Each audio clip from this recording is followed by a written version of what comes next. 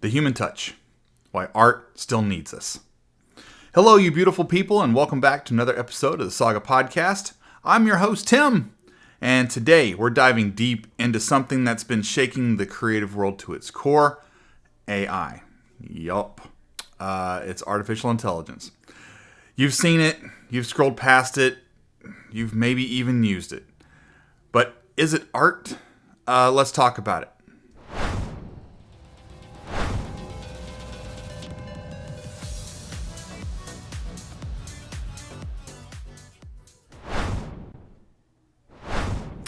The AI boom. So, unless you've been off the grid, you know AI is everywhere now. From ChatGPT to Midjourney to even Grammarly, AI's integration into our daily lives has been wild. Google's Gemini, Apple's recent AI tools, and Microsoft's full integration into Bing. AI is not the future anymore, it's the present. You can't even visit a website these days without seeing AI powered slapped onto something. And while that might sound exciting from a tech perspective, for the art community, it's been less than ideal. So let's talk about the uneasy truth. AI in art. AI generated images are just that. They're generated. They're not created. They're not conceived. They're the result of trained models built on the backs of other people's art. The algorithms are smart, no doubt. They can mimic Akira Toriyama's style, if you're a Dragon Ball Z fan. They can replicate the elegance of Yoshitaka Amano for Final Fantasy fans out there. But are they creating? No, they're copying patterns. And here's something wild. Those AI-generated images, they come embedded with metadata that includes the exact model and prompts used. You can literally import them into apps like Comfy UI and trace the creative path back to its algorithmic roots. Fascinating from a tech perspective, but creatively, that's where it gets murky. Let's dive a little bit into my personal encounter. So let me tell you a story. I went back to DeviantArt recently. I hadn't touched it in years, 5 years or more. I haven't been an active member on that site in a very long time. But I tell you, it blew my mind, and not in a good way. What used to be a home for creatives, sharing their hand-drawn, hand-painted work, even some computer art, digital art, it's been overtaken by AI-generated galleries. Thousands, literally thousands of images dumped onto pages. And there's no way that they were uploaded one at a time like they used to. In the past, when you had to upload an image to DeviantArt, you had to spend some time, give it a name, talk about it a little bit, try to put some human element into it. Now, all of that can be generated into a script and automatically uploaded and dumped. So clearly some batch processing with randomly generated prompts and titles is automating all of this. And if you go and look, you scroll just for a few minutes, you will see I say not every user, let's just say a ton of users have something to do with AI in them now. It's great for DeviantArt. They found a way to leverage AI and to continue their model. They've even made it so that artists on the site can make money through subscriptions.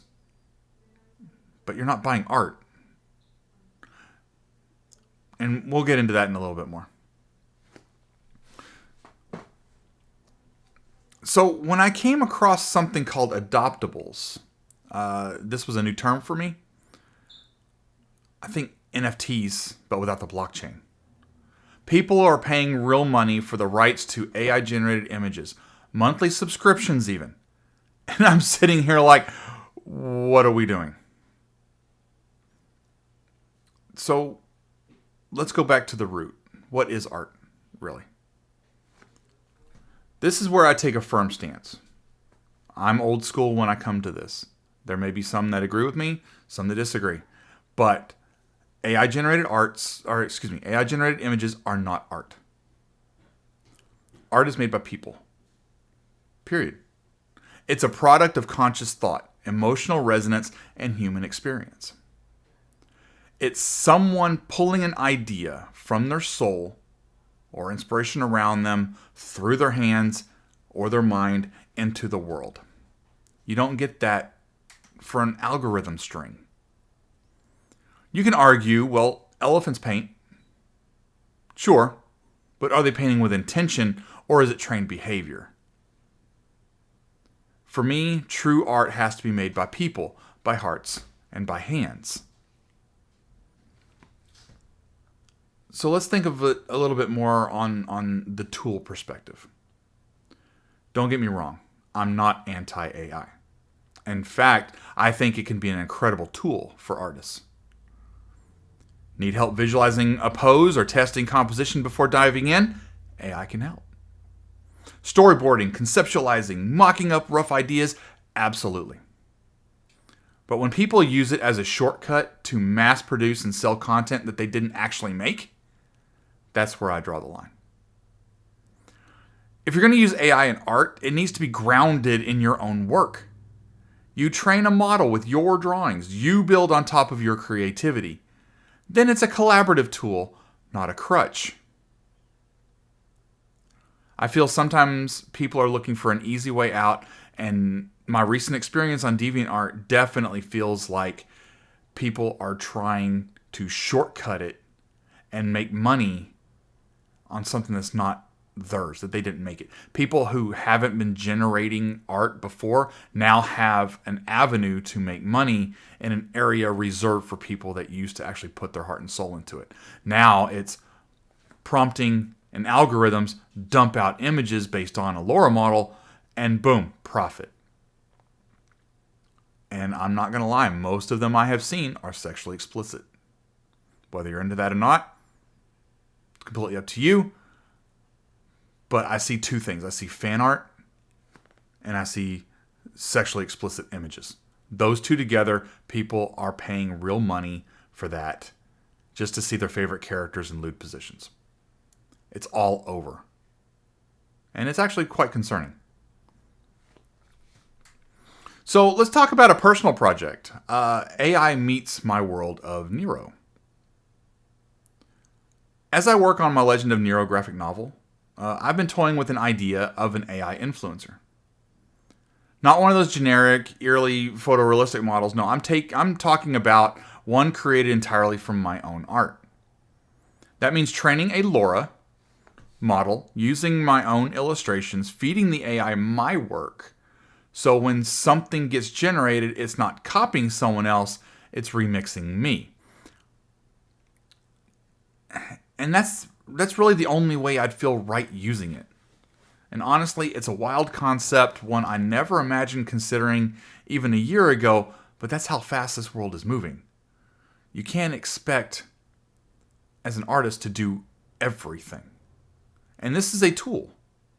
But I'm also using this tool in a way that I am using my own work and not somebody else's to generate a 3D object, an AI generated object